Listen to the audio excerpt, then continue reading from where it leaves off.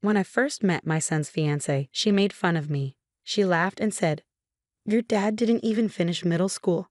Can he even find a job with such low grades?" Her dad joined in, saying, "I can't believe he dropped out of high school and doesn't even work." And to add to that, they only serve food for themselves, leaving me out. The fiancé's mom explained cheerfully, "I only cook for my family." At a family gathering, someone said, "I've never seen parents act this way." Feeling hurt by my son and others, I decided to stand up for myself. I told them, "Say what you want," and left the restaurant in frustration. My name is Stephen Walker, and I turned 60 this year. I have a son named Michael, who's 25. Our relationship is rocky, and he rarely visits. I often blame myself for not raising him well, especially since my wife passed away when Michael was young. My wife had been weak since she was young, and she died when she was just 45. At her funeral, I didn't care about the disapproving looks from relatives. I felt lost like a child. My son, Michael, stayed strong, urging me to say goodbye to Mom. But my sorrow only lasted during the funeral. At that time, I was running a real estate business passed down from my father. The day after my wife's funeral, I woke up to calls from clients. I had responsibilities to fulfill, and I had to raise Michael on my own. I woke up from my days with those urgent calls and rushed to my office. Simultaneously, I started attending school events and PTA meetings, trying to fill the void left by my wife. But handling work and school commitments alone proved too much. I reluctantly closed my business temporarily and passed my clients to another agency to focus on being there for Michael. However, when I showed up at one of Michael's school events, he glared at me and said, "Dad, I told you not to come." He even whispered, "Don't let anyone know you're my dad," leaving me feeling like a stranger.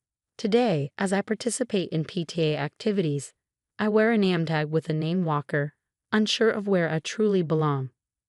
I couldn't understand why my son suddenly started ignoring me, but it didn't take long for me to figure it out. "Isn't that your dad over there? What's he doing at school on a weekday? Doesn't he have a job?" My mom remarked, "I heard your dad lost his job after your mom passed away." One of Michael's classmates chimed in. Michael stayed quiet, avoiding eye contact as the teasing continued. I hurried over, trying to explain, "I'm just taking a break from work. It's like your summer or winter vacation." But instead of easing the situation, my words only made things worse for Michael. His classmates mocked him further, saying things like, "Your dad's just pretending to take a break. Your family must be struggling financially." Feeling guilty, I realized my attempt to help only backfired. As Michael faced more ridicule from his classmates, his resentment towards me grew. I felt powerless as I witnessed his suffering, unable to intervene. Countless nights, I found myself in tears, overwhelmed by a sense of helplessness. As Michael entered middle school, he began associating with troubled peers, spending nights away from home and loitering in gas station parking lots until late hours. Cell phones were rare back then, making it difficult to track his whereabouts. With each passing day, Michael's absences increased, leaving me clueless about his activities. I could only apologize when the school called to report complaints from nearby establishments. Whenever I visited Michael's school, he and his unruly friends hurled insults and projectiles at me, further deepening my feelings of inadequacy. Michael's behavior had taken a dangerous turn since starting middle school, leaving me terrified to confront him, fearing his unpredictable reactions. Reflecting on my parenting during his elementary years, I wished I had handled things differently, but I struggled to determine the right approach for addressing his misbehavior. Communicating with a teenager seemed like an insurmountable challenge, leaving me feeling lost and helpless. Michael showed no regard for attending school, frequently skipping classes and even running away during lessons. His academic performance plummeted to the lowest point. During a parent-teacher conference, they mentioned a private high school where Michael could enroll, bringing me a sense of relief. I was grateful that there was an option for him to continue his education. I hoped that the new environment and different classmates would positively influence him, leading to a change in his behavior.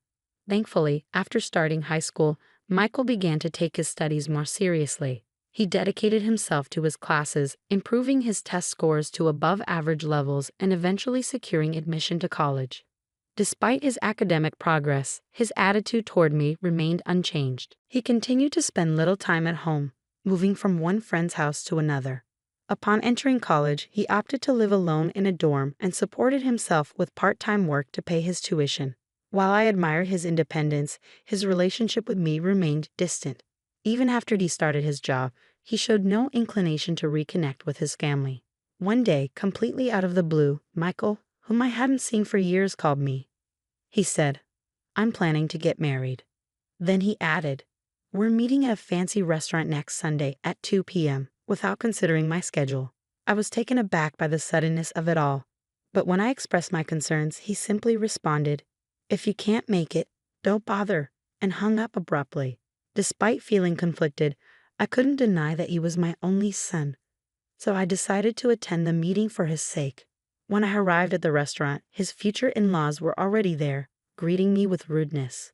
I retorted, feeling annoyed by their attitude, but they denied having invited me at all. They were as cold as Michael had been on the phone. Meanwhile, Michael stood there with a smirk, seeming like he was up to something. Unsure of his intentions, I reluctantly entered the restaurant. However, instead of discussing Michael's relationship with Sarah, they directed their attention towards me, treating me like an unwelcome guest. To my dismay, Michael began criticizing me in front of Sarah and her family, disregarding the inappropriate timing and setting. Despite my protests, he continued unabated.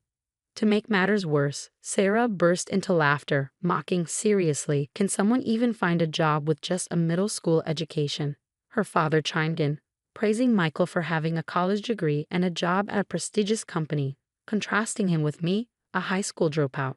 Exhausted and frustrated, I almost uttered, "Say what you want, I'm leaving." But before I could, a waiter arrived with the food, apologizing for the delay. I had been so worked up that I had forgotten we hadn't even been served yet. Trying to calm myself down, I resolved to eat quickly and leave. However, when the food arrived, it was only for Michael, Sarah, and her parents. The waiter explained that they had a reservation for 4, giving me a disapproving look. Sarah's mother dismissed me, saying, "He's not part of our family, so don't worry about him," with a fake smile. Feeling humiliated, I watched as the waiter awkwardly retreated, just as I was about to lose my temper. Sarah's dad interrupted me sharply, declaring, "We don't associate with high school dropouts like you. Our family is filled with bank employees and doctors from top companies. You don't belong here. Please leave." His words stung, and I couldn't hold back. "Is education and job status all that matter to you? Seems like your priorities are a bit skewed," I retorted as I stood to depart. In response, Sarah's dad boasted about his job at Bank of America, emphasizing the importance of education and work history. As I made my exit, I sarcastically acknowledged his accomplishment, but they paid me no heed. The following day, I visited Bank of America, where Sarah's dad worked. Despite being labeled a deadbeat by my son, his peers, and Sarah's family, I knew I wasn't one. After my wife's passing, I temporarily closed my real estate business to focus on my son's well-being. However, I want to make it clear that it was only a temporary measure. Following her death, I transitioned my business to online management to prioritize my involvement in my son's school activities and PTA meetings. When I operated a physical store, my clients were mostly local neighbors. However, transitioning to online management opened doors to a wider clientele, including people from small towns located far from the nearest train station and even Americans living abroad. This shift allowed me to receive more inquiries about renting and buying properties from these individuals. The internet enabled me to expand my property portfolio and reach a broader audience, turning what once seemed like a dream into reality. Moreover, I had a keen interest in stocks and investments, which I pursued as a hobby. Currently, I had $50 million invested in Bank of America, where Sarah's dad worked. Upon reaching the bank, I immediately requested to speak with the branch manager and recounted the events from the previous day. "One of your employees mentioned that this bank values trust based on educational background and work history. Due to that statement, I've lost faith in this bank. Could you please proceed with closing my account?" The branch manager apologized profusely and explained the account closure process, visibly distressed. "Oh, I almost forgot something important. There's a tenant in one of my apartments who hasn't paid rent for 2 years. I've been lenient because he's my son, but not anymore. I sent him a notice demanding payment for 2 years' worth of rent." 3 days later, Sarah's dad and my son barged into my house fuming. Why did you report me to the branch manager? That was sneaky, Dad. And what's with the eviction notice? If you're the landlord, at least cover for me. I sighed and replied, I lost trust in the bank after hearing about their judgmental practices. Are you panicking because of one person's comment? Do you have something to hide? And Michael, being family doesn't excuse you from paying rent. Pay up, Sarah's dad retorted. Because of your actions, I received complaints from other clients. My boss even reprimanded me. How dare you? I didn't cause trouble. I simply shared the story with relatives and clients. I didn't tell them to close their accounts. I responded calmly. My son lashed out. What clients, Dad? You're just a deadbeat, right? How could a deadbeat afford to build a huge house like this in such a prime location and still live like this? I even did some renovations recently. I explained, but he looked puzzled, saying, Huh, what's that? Did you go into debt or something? I'm really fed up with you. I took a break from my real estate job for a while, then switched to running an online business, which I'm still doing. How many times do I have to explain? I'm not a bum, I told him, and he turned pale. What? I had no clue. I thought you were just working part-time, Sarah's dad yelled. You're a real piece of work, keeping your occupation secret even from your own son. Annoyed, I replied, say what you want, and closed the door. Outside, I heard them shouting, You've ruined my reputation. I'm gonna sue you. I can't believe I've been fooled by my old man for so long. After about 10 minutes of yelling, it seemed they grew tired, and the commotion quieted down. I figured they wouldn't bother returning once they realized their shouting was futile. With a sigh of relief, I headed to the kitchen to brew a cup of coffee. Suddenly, I heard my son's voice outside again, accusing me of being a liar. Peering out the window, I saw Sarah's dad and my son spray painting my front door. You've got to be kidding me. What are they up to?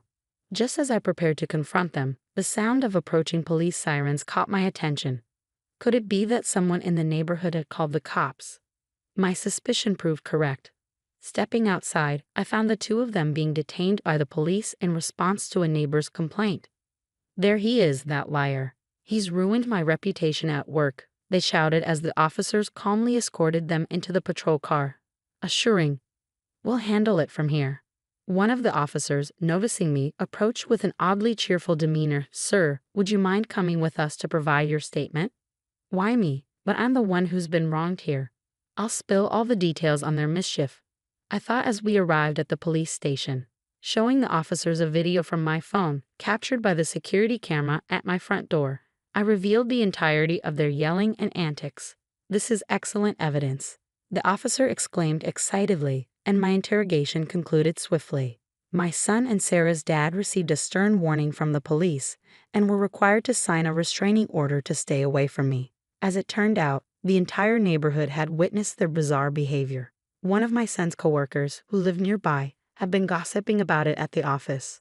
Hey, you won't believe it, but Michael was caught spray painting his own father's house and got taken away by the cops, they exclaimed. I was astonished. Thankfully, I had recorded the entire incident. My son's reputation took a nosedive at work and among clients, resulting in his demotion by his boss. I decided to report the incident once more to Bank of America, where Sarah's dad was employed. Upon showing the manager the security footage from my phone, his expression turned ashen. It wasn't long before I heard that Sarah's dad had been dismissed from his job. Naturally, Sarah called off her engagement with Michael. Both Michael and Sarah's family relocated to a rural area, where they found work at a gas station run by my brother. However, they struggled to adapt, and I had to let them go due to their incompetence. Word around town was that other nearby businesses had similar experiences with Sarah's parents who couldn't hold down a steady job. They bounced between gigs at gas stations and farms as a couple. Additionally, I learned that Sarah had lavished expensive gifts, including watches, on her boyfriends, including my son, and had accrued significant debt as a result. Her parents used their part-time earnings to repay her debts, leaving them financially strained. It remains a mystery how they managed to make ends meet. Fast forward 5 years and my son, now 30, seems to have turned over a new leaf after experiencing kindness in the small town he moved to. He came to me a few times, sincerely apologizing for his past behavior. I was naive and immature. I didn't bother to understand your job and simply dismissed you as a good-for-nothing. I deeply regret it. Witnessing my son's change in attitude, I decided to invite him to live with me. He now works at a company near my home and gradually lends a hand with my work. However, let me be clear, he still has much to learn, and I'm cautious about fully trusting him. While I'm hesitant to delegate all my responsibilities to him, I'll observe his work ethic and attitude closely before making any decisions. If he demonstrates genuine transformation, I may consider passing on the management of my business to him.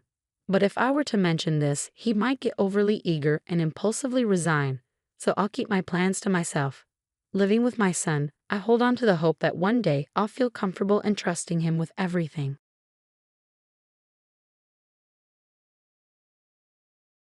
I'm a 23-year-old woman who lives with my family in my grandparents' house outside the city. Dad works far away, and Mom enjoyed having her folks around to help with me. Sadly, Mom died of cancer 12 years ago. Dad had to keep working, so I stayed with my grandparents. He always makes time for me when he's home. I miss Mom a lot, but overall, life's been okay. When Dad was home, he'd stay in their old room, or we'd go on trips together. Sadly, my grandparents passed away in the last few years. Mom was an only child, and so am I. Her life insurance went to Dad, who used it to fix up the house. They never made them pay rent. It's a bit messy, sorry. Anyway, I'm the only one in my grandma's will, so I got the money, the house, and Grandpa's truck. Dad started dating a few years after Mom died. He never brought anyone home until now. She's young and pretty, with 2 little kids. Dad talked to me about it and asked if they could move in. Since we have plenty of space, I said yes. It's been about 6 months, and now she's pregnant. Dad proposed to her, and I'm happy for him. He's a great dad. But he's not great at talking things out. My soon-to-be stepmom has started pressuring me to move out because they'll need my room for the baby. I think she wants her mom to move in and help out. Dad never mentioned that the house is actually mine, so when he came home last weekend, we had a serious talk. The stepkids have been staying in my grandparents' old room. I have my own room with a big closet and bathroom that Dad added, and he has another big room with a bathroom. She suggested I move to the city to finish school and offer me her apartment at a reduced rate. I waited for Dad to tell her the truth, but he didn't, so I did. I explained that the house is mine and I won't give up my room. I also mentioned that Dad has plenty of savings and could buy them a house, especially if they sold her apartment and used it for a down payment. Now she's upset with me for suggesting Dad use his retirement money. And she doesn't want to sell her apartment because she thinks the market will keep going up and wants to build equity. I made it clear that they should move out before the baby arrives. Am I being unreasonable? Well, tough luck. If you're going to be with a much younger woman, be prepared to support your future children and all that comes with it, instead of trying to save for retirement. It seems like his new partner might have thought he was older and richer, hoping to get more from him, but that idea fell apart when she realized he didn't own the house. It's pretty audacious to ask you to leave but then offer her old place at a discount. So no, OP, you're not in the wrong here.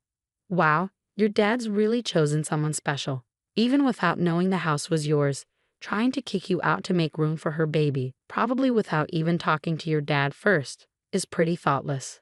It's also pretty unreasonable to expect him to buy a house but not be willing to sell her place to help out. And if he can't stand up to her about it, he's in for a tough time. But that's not your problem. Your dad's a grown-up who's responsible for his own choices.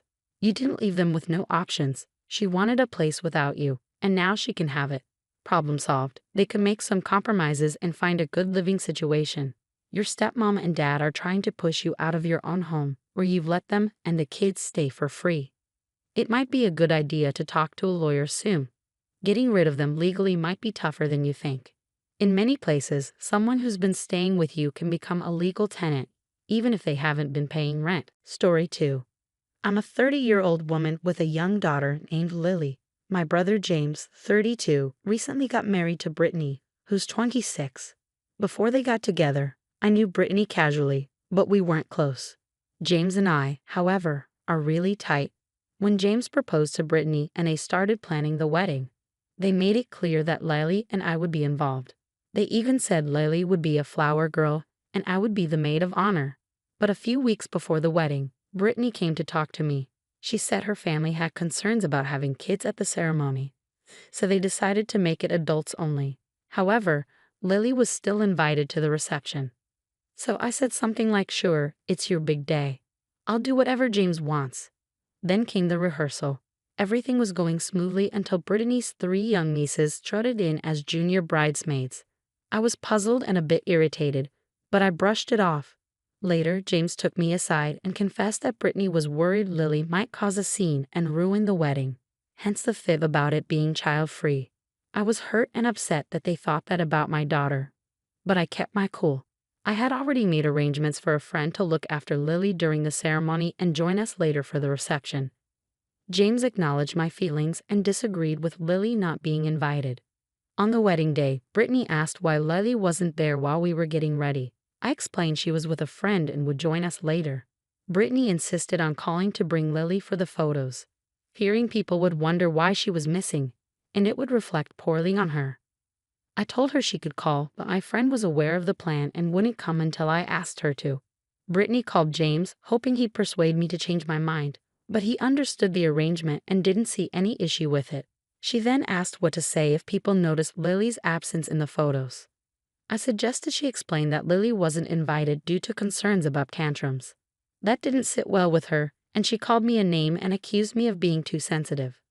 The rest of the wedding was uncomfortable, to say the least, with other drama going on within the party unrelated to our situation.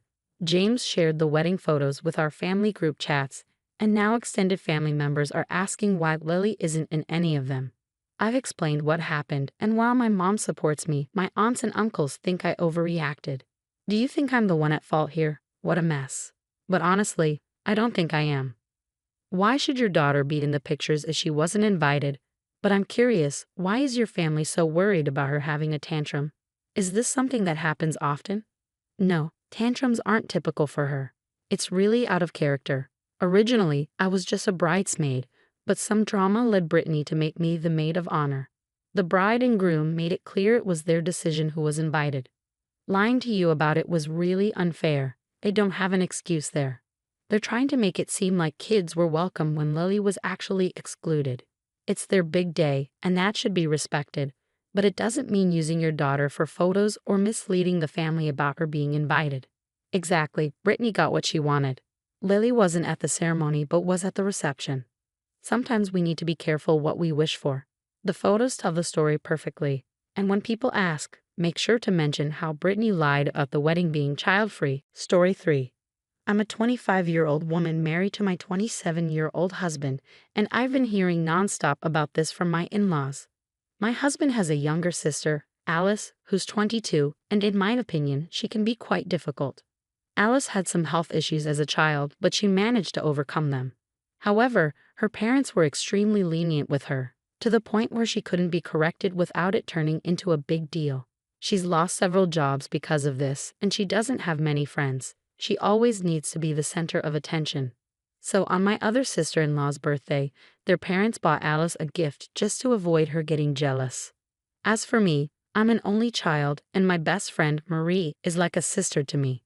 We've been inseparable since 3rd grade, bonding instantly because we were both only children. We're fiercely protective of each other. When my husband and I decided to have a summer wedding, I was surprised to see Alice show up wearing a lacy white dress. I might have believed you if you said she ordered it from a wedding catalog. Between the ceremony and the main reception, there was a cocktail hour.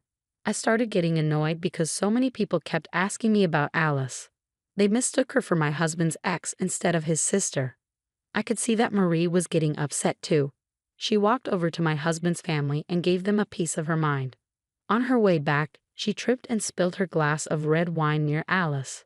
Alice dashed to the bathroom, followed by my mother-in-law, while my father-in-law came over demanding that Marie leave.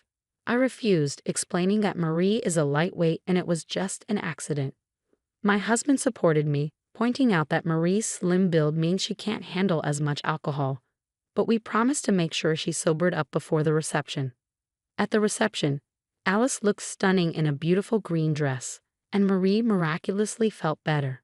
My in-laws haven't stopped talking about the incident, but I find it hard to feel guilty, even though I know it wasn't an accident.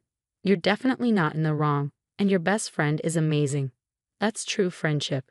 Don't let your in-laws make you feel bad or guilty. They need to stop coddling Alice and move on from this childish behavior. Maybe it's time to have a frank conversation with them and tell them to grow up. It's great that your husband stood by you.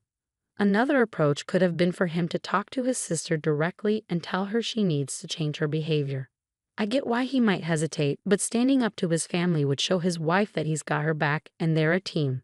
He probably didn't want his wedding day to turn into a scene with his sister throwing a fit in front of everyone. Your in-laws might have enabled her behavior, and your friend was just trying to fix the white dress situation. It's common knowledge not to wear white to a wedding. And since Alice had a backup dress, what's the big deal? And did she ever find someone to marry her? Just wait for the chance to accidentally announce your pregnancy at her wedding. It seems like some people just can't stand to see others shine. My sister-in-law is quite the character. I once saw her shed tears because she didn't get a turkey leg at Thanksgiving dinner when she was just 20. Now, as I'm preparing for my own wedding in 3 months, I've sent out the invitations with clear instructions. Avoid wearing white, for obvious reasons, and stick to emerald green for the bridesmaids' dresses. I've also requested RSVPs by a certain date, as the reception dinner is quite pricey and I don't want to pay for no-shows. Other than that, guests can wear whatever they like. Kids and families are welcome, and I'm not too fussed about attire, except for those specific colors. Just to give you some background, my sister-in-law is my fiance's sister. While we're not super close, we have an okay relationship, we don't hate each other, and we get along fine. During my fiance's birthday bash, some friends and I got to talking about the wedding plans. They remarked on how laid back I seemed about the rules and how refreshing it was not to feel like they were walking on eggshells. I explained that I just wanted everyone to have a good time, so I didn't want to impose too many restrictions. Later, the girlfriend of one of my fiance's friends showed me the dress she was considering for our wedding and asked for my opinion on whether it was appropriate or did she steal the spotlight. It was a bold yellow number, but I genuinely liked it and encouraged her to wear it. I assured her that as the bride, it's not easy to outshine me, and even if someone did, it wouldn't bother me too much. I didn't mean any harm by it, but my sister-in-law took offense and called me pretentious. She was upset because she had strict rules at her own wedding, like no kids and a strict dress code, and we followed them without complaint. I never meant to upset her. I was simply explaining my own wedding plans and the reasoning behind them. But she accused me of subtly undermining her and called me a snake, insisting that if I had something to say, I should say it to her face. Then she stormed out with her husband. My mother-in-law agreed that my sister-in-law overreacted, but she also said I shouldn't have flaunted my laid-back approach, as it may have made her feel bad about her own wedding choices. However, my fiancé and I didn't do anything wrong, and eventually my sister-in-law will have to move on. Am I in the wrong here? Definitely not. It seems like she's internalizing her own issues and projecting them onto me. She might also be jealous that I'm taking a more relaxed approach to my wedding planning. I won't apologize to her. She's the one being dramatic. It's like the saying goes, some people think the world revolves around them. But in this case, it's my sister-in-law. I can't control how she reacts or make her see that it's not about her. On a lighter note, it's quite impressive how she managed to keep her bridezilla tendencies even when it's someone else's wedding. Maybe her strict wedding rules were meant to prevent someone else from stealing her thunder. But in the end, it's my day, and I'm going to do it my way. Thank you for the congratulations, and I'm looking forward to a fantastic wedding. We had a new colleague, Christina, join our team, a friendly woman in her late 30s who's married with kids. We had several chats before becoming close. But one day, while she was sitting, her cleavage became more noticeable. The office atmosphere grew awkward, and some of the guys started avoiding eye contact. It was a minor issue, but it kept happening. A couple of my male coworkers confided in me about feeling uncomfortable with Christina's attire. Being more of a tomboy, they felt at ease discussing it with me. They mentioned feeling uneasy encountering a similar situation to the one I described. I couldn't help but notice that all of Christina's tops seemed designed to show cleavage. The next day, I casually mentioned to her how her cleavage was on display. She didn't respond, just nodded. So I decided to ask Christina if she intentionally chose clothes that accentuated her cleavage. She seemed offended and asked if there was a problem. I expressed that it made me feel uncomfortable if that was the case, especially in a professional setting with male colleagues around. She became upset and questioned why it was any of my business what she wore. I clarified that she could wear whatever she wanted, but some colleagues felt uneasy being exposed to such attire at work. She retorted that it wasn't my business and suggested that those who had issues with her clothing should confront her directly instead of hiding behind me. We argued, and while some female coworkers agreed with me, they also mentioned that I could have worded my concerns more tactfully. Christina started avoiding some of us, which seemed unprofessional since part of our job involves interacting with each other. When I tried to approach her to discuss the situation, it led to another argument. She threatened to involve the administrators if I persisted, but my intention was simply to address the issue and find a resolution. Do you think I overstepped by saying that to her? Those male colleagues must be thrilled with your behavior, huh? You're trying to set yourself apart from other women to gain their approval, aren't you? But let's be clear, her cleavage is none of your concern, okay? It's her choice how she dresses. What you and the guys are doing is body shaming. If I were her, I'd take this to HR. If the men are uncomfortable, maybe they need a reminder about self-control. Shame on you for getting involved. You're definitely in the wrong here. Being a woman doesn't give you the right to dictate how your coworkers dress. You're not her boss, and you're not enforcing a dress code violation. You're just trying to impose your own standards on her. Whether she's married with kids or not is irrelevant. Focus on your own work, and if coworkers try to gossip, keep it to yourself.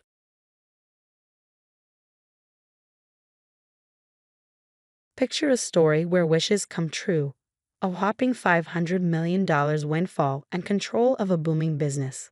That's the reality that unfolded for us as Nora, my sister-in-law, joyfully celebrated our family's newfound wealth. Among the staff, whispers spread like wildfire as they soaked in the news.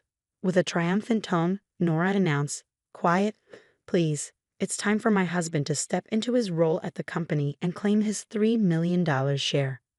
Her words triggered laughter among the employees, intrigued by the sudden twist.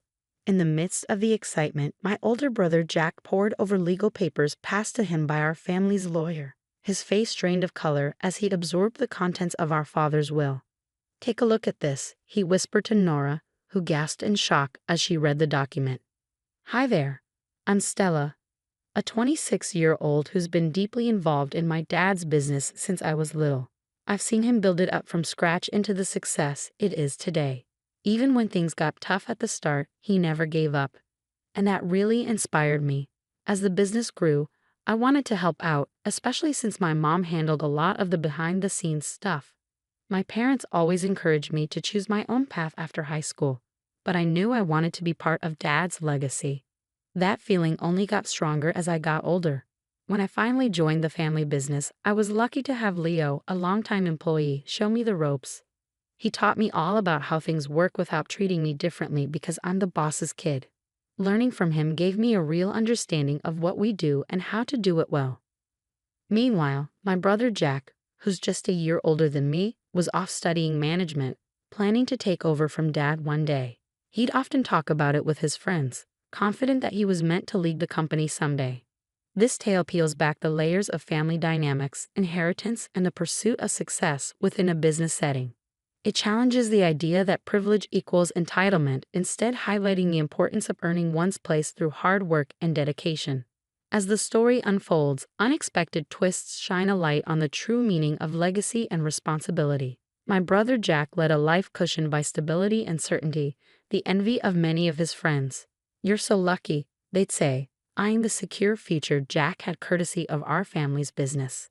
The conversation often turned to me, his younger sister, sparking curiosity about any potential rivalry for control of the company.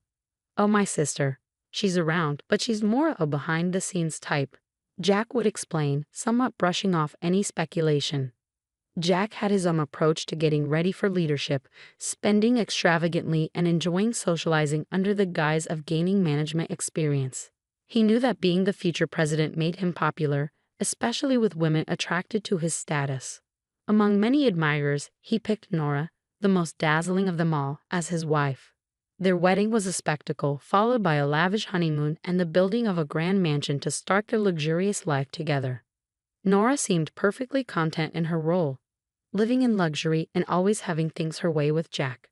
Compared to her, my life seemed ordinary, quietly working alongside my mother in the company. I was happy with my behind-the-scenes role, far from the glitz and glamour Nora enjoyed. During family gatherings, Nora often looked at me with a hint of superiority in her laughter. "You don't really fit the image of a CEO's daughter," she'd say, finding the idea amusing. I never understood Nora's fascination with extravagant living, a lifestyle that felt foreign to me. She probed, unable to grasp why someone born into wealth would show little interest in flaunting it. "Living so simply despite your family's riches, I just don't get it," she'd say, as if the idea of not showcasing wealth was beyond her comprehension. This difference in our lifestyles highlighted our contrasting values and viewpoints. While Nora valued material possessions and social status, I found fulfillment in quietly contributing to our family's legacy. It wasn't about money or titles for me. It was about being part of something meaningful. Despite being the daughter of the company's president, as my brother often pointed out, I didn't seek attention or special treatment. I believed in treating my colleagues with respect, just like anyone else. My approach to work and relationships within the company was rooted in humility and mutual learning. I recognized that many of my coworkers had skills and knowledge surpassing mine, and I respected the importance of every role within our organization. My brother held firm to the belief that a boss must always maintain an air of superiority to command respect from their team. He was surprised by my perspective and criticized my approach, insisting that a true leader should assert dominance and delegate mundane tasks to others.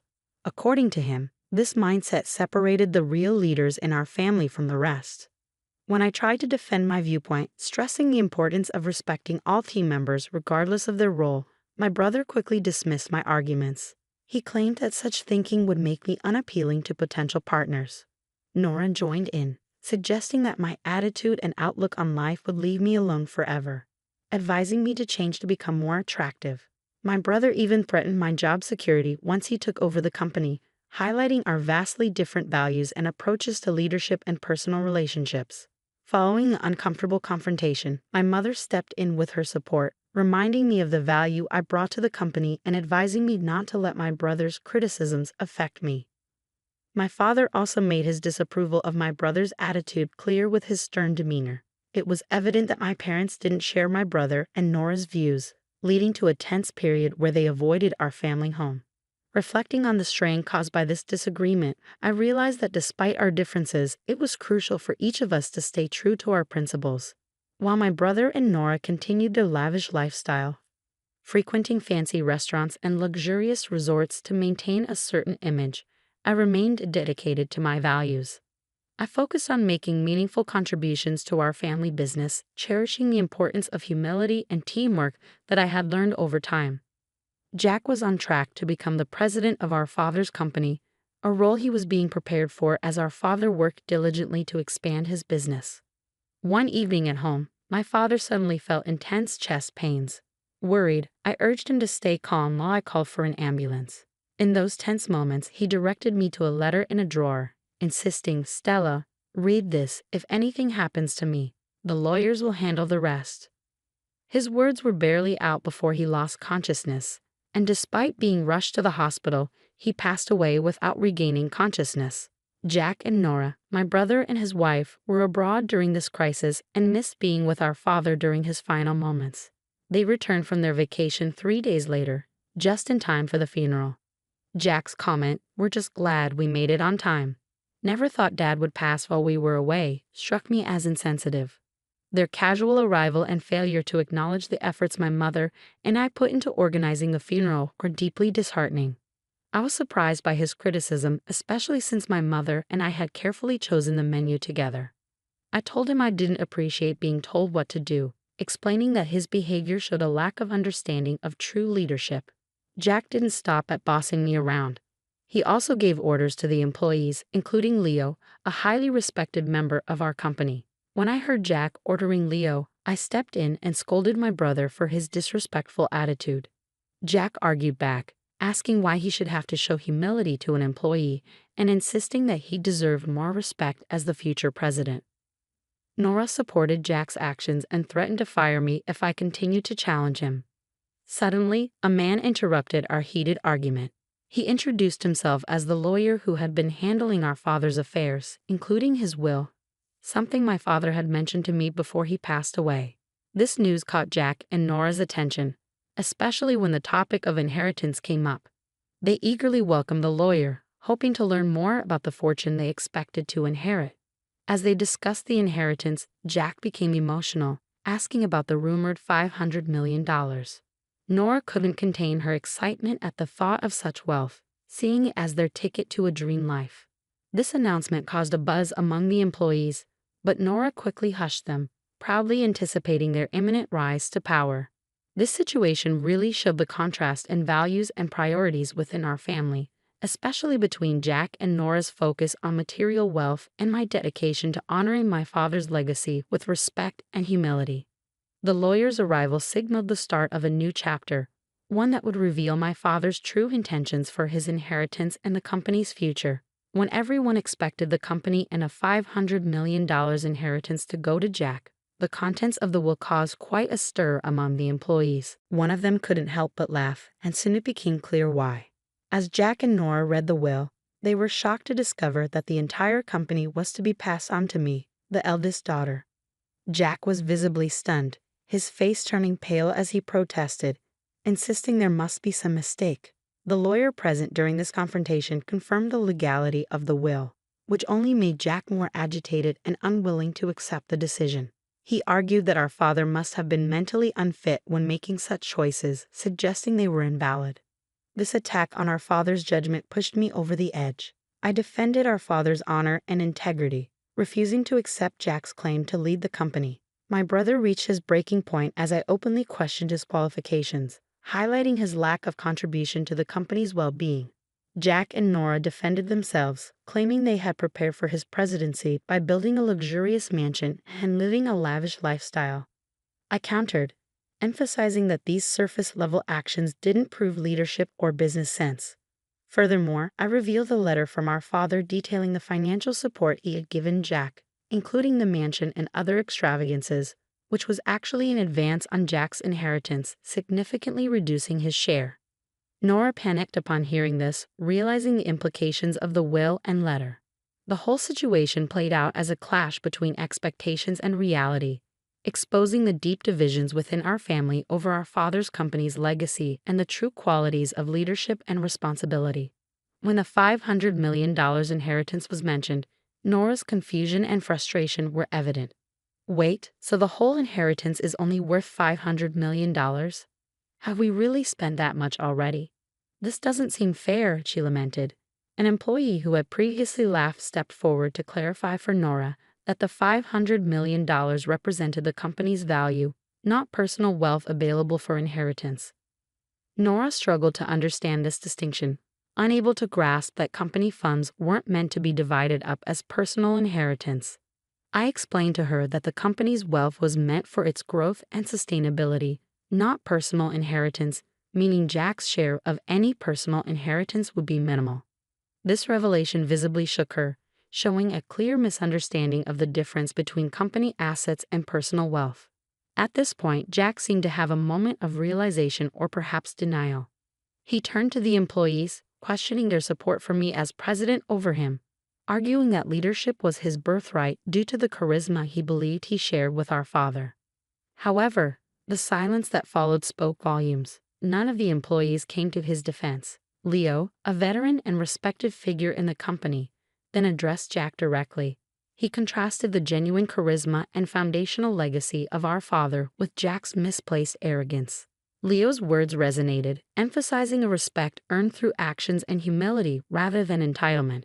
He pointed out Jack's absence and lack of contribution to the company's daily operations, dismissing Jack's excuses of networking as irrelevant to the real work needed to sustain and grow the business. In contrast, Leo praised my efforts to understand and contribute to the company from the ground up, acknowledging the sincerity and dedication I shared with our father. This endorsement from Leo and the collective agreement from other employees highlighted a shared acknowledgement of my suitability for leadership, based not on entitlement but on commitment and respect for the legacy and future of the company. Touched by their support, I felt a renewed sense of responsibility and gratitude. The employees' acknowledgement of my efforts and their trust in my leadership validated the path I had chosen. one that honored my father's values and our company's collective ambition. I thanked the employees, recognizing the unexpected turn of events, but emphasizing my dedication to the company, a passion inherited from my father. I asked for their ongoing support, and their warm applause strengthened my determination. I then emphasized the importance of every team member, stating, "Anyone who disregards this isn't fit for a leadership role," hinting that even a president could be held accountable. Jack was taken aback by my words. "What do you mean? I'm your brother, and you're saying you'd fire me if I were president?" Jack protested, confused by my prioritization of competence over family ties. He looked for support, but the employees' cool responses indicated their agreement with my viewpoint. Feeling isolated, Jack and Nora swiftly left the scene. After the incident, Jack found himself without a job, relying on the modest inheritance he had received, which quickly dwindled. "Can you lend me some money, Stella?" he later asked. However, faced with his ongoing lack of effort to find work, I was put off by his dependency. I advised our mother against offering financial assistance, pointing out his fall from grace and the loss of his once supportive friends. Nora, who had envisioned a life of luxury as the company president's wife, also received little sympathy from her social circle after these events. Eventually, financial strain led them to sell their mansion, a temporary solution that briefly restored their extravagant lifestyle but proved unsustainable in the long run. Their savings dried up, and when they finally considered getting jobs, their lack of experience and their tarnished reputation made them unemployable. These events highlighted the consequences of entitlement and the importance of hard work, humility, and maintaining good relationships. In the ups and downs of life, Jack found himself in a new role far from his previous aspirations. He secured a part-time job at a convenience store, a significant change from his earlier plans. This job, unfamiliar and challenging, placed him alongside younger colleagues who often noticed his lack of experience. It was a humbling experience, forcing Jack to confront the realities he had previously overlooked. Nora also experienced a significant shift in her daily life. Her days as a full-time housewife, once filled with leisure and luxury, were replaced by the demands of part-time work. She took on a role as a cashier in a supermarket, working long hours for modest pay. This new chapter for Nora was marked by hard work and perseverance, a departure from her previous expectations. As my brother and sister-in-law adjusted to their new circumstances, I utilized the knowledge and insights gained from my behind-the-scenes work in the company. With the guidance of Leo and our dedicated team, we concentrated on expanding the business, drawing strength from the challenges we encountered. The ordeal with my brother not only tested our determination but also strengthened our unity. Together, we strive to honor my father's legacy by growing the company and fostering a sense of community and achievement among our employees. This contrast in our paths highlighted life's unpredictability and emphasized the importance of adaptability, humility, and hard work. While Jack and Nora adapted to their new realities, their journey served as a reminder of the lessons learned from overcoming adversity. As for me, I remained committed to leading our family business forward, treasuring the wisdom of the past while building a brighter future for everyone involved, fulfilling a promise to honor our father's memory.